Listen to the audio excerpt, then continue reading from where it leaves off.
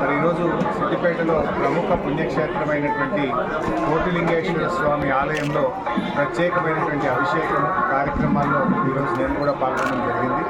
ముఖ్యంగా ఆ శివుడి యొక్క ఆశీస్సులతో తెలంగాణ ప్రాంతం ఇంకా సస్యశ్యామలమై మంచి పాడి పంటలతో ఈ రాష్ట్రం అభివృద్ధిలో ముందుకు సాగాలని, ఈ రాష్ట్రానికంతా రాష్ట్ర ప్రజలందరికీ కూడా శుభం కలగాలని ఆ శివుడిని ప్రార్థించడం జరిగింది.